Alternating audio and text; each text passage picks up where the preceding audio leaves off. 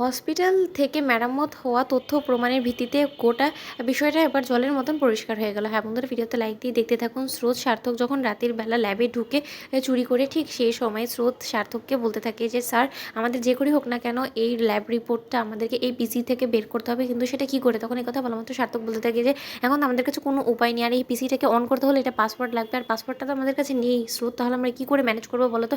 এখানে তো দেখছি না যে কোথাও কোনো কপি রাখা আছে, হার্ড কপি ওই টেস্ট রিপোর্টের। তখন এই কথা বলা মাত্র স্রোত বলতে থাকে স্যার, আমাদের এত তাড়াতাড়ি হার মেনে গেলে হবে না, যে করেই হোক না কেন আজকে আমাদেরকে এই কাজটা করতেই হবে। তখন সার্থক বলতে থাকে যে 1 মিনিট, কোথাও না কোথাও তো অবশ্যই কোনো না কোনো ড্রয়ারে পাসওয়ার্ডটা ওরা অবশ্যই লিখে রেখেছে, সেখান থেকে আমরা বরঞ্চ খুঁজে একবার দেখি। ওদিকে দেখতে দেখতে এক পর্যায়ে হাতে লেগে যায় সার্থকের ওই পাসওয়ার্ডটা। যখন ওই পিসির মধ্যে ওই পাসওয়ার্ডটা ইনক্লুড করে, ঠিক সেই সময় রায়ের ওই ব্লাড রিপোর্টটা খোঁজাখুঁজি করতে করতে এক পর্যায়ে আসল ব্লাড রিপোর্টটা খুলে যায়। সেই ফাইলটা খোলা মাত্রই যখন রাইয়ের আসল রিপোর্টটা দেখতে পায়, ঠিক সেই সময় চক্ষু চড়কগাছ হয়ে যায় সার্থকের। আর বলতে থাকে যেসব আমি কী দেখছি, তার মানে যে রিপোর্টটা দিদিভাইয়ের হাতে দেওয়া হয়েছিল সেটা টোটালি একটা ফেক রিপোর্ট ছিল। ইচ্ছাকৃতভাবে দিদিভাইকে প্রতারণা করার জন্য, বহু টাকার বিনিময়ে দিদিভাইকে ফাঁসানোর জন্য এই জঘন্য কাজটা করা হয়েছে। কেউ বা কারা ইচ্ছাকৃতভাবে কাজটা করেছে, কিন্তু সেটা কে? তখন স্রোত বলতে থাকে কী হয়েছে স্যার, আপনি এসব কথা কী বলছেন বলুন তো?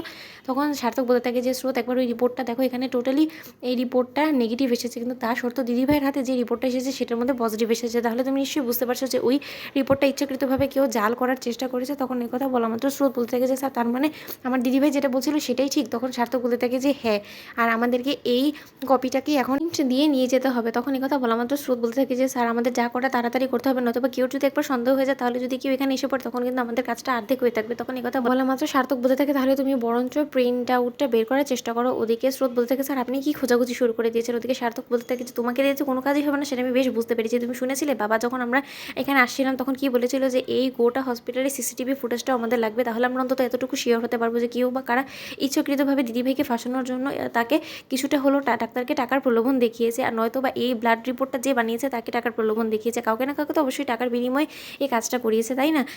সেটা কি আসলে বের করতে হবে। তখন এই কথা বলা মাত্র স্রোত বলতে থাকে যে হ্যাঁ স্যার, ঠিকই বলেছেন, কিন্তু এই গোটা হসপিটালের সিসিটিভি ফুটেজটা বের করার জন্য তো আমাদের সিকিউরিটি রুমে যেতে হবে। সিকিউরিটি রুমে যাওয়ার জন্য তো আমাদেরকে যথেষ্ট পরিমাণে সেফটি প্রিকশনস নিতে হবে, নয়তো আমরা যদি একবার সেই গার্ডদের হাতে পড়ে যাই, তাহলে আপনি বুঝতে পারছেন কতটা তাণ্ডব হয়ে যেতে পারে। ওদিকে গার্ডরা যখন ল্যাবে আলো দেখতে পায়, ঠিক সেই সময় গার্ডরা দৌড়ে এসে বলতে থাকে কী ব্যাপার, এখানে তো আলো জ্বলছে কেন? এখানে কি কেউ এসেছে? তার মানে ল্যাবে কি কেউ রিপোর্ট চুরি করার জন্য ঢুকেছে নাকি? ওদিকে গার্ডরা আওয়াজ দিতে থাকে, সেই আওয়াজ শুনেই স্রোত এবং সার্থক হঠাৎ করেই তাড়াতাড়ি করে লুকিয়ে পড়ে। ওদিকে গার্ডরা বলতে থাকে কী ব্যাপার, এক্ষুনি তো মনে হচ্ছিলো যে কেউ একজন এখানে ছিল, এরই মধ্যে পালিয়ে গেল কী করে বলতো? কেউ কি ঢুকেছে নাকি? তখন আরেক গার্ড বলতে থাকে যে না, কী করে ঢুকবে বলতো, আমরা তো পাহাড়ে কখন থেকে বসে আছি, কই আমরা তো কাউকে দেখলাম না। তখন সার্থক এবং স্রোত বলতে থাকে একে অপরকে যে স্যার, আমরা এরকম করে লুকিয়ে লুকিয়ে কতক্ষণ থাকবো বলুন তো, যদি ধরা পড়ে যাই। তো বন্ধুরা, ভিডিওটি ভালো লেগে থাকলে লাইক এবং শেয়ার করে সাবস্ক্রাইব করতে ভুলো না।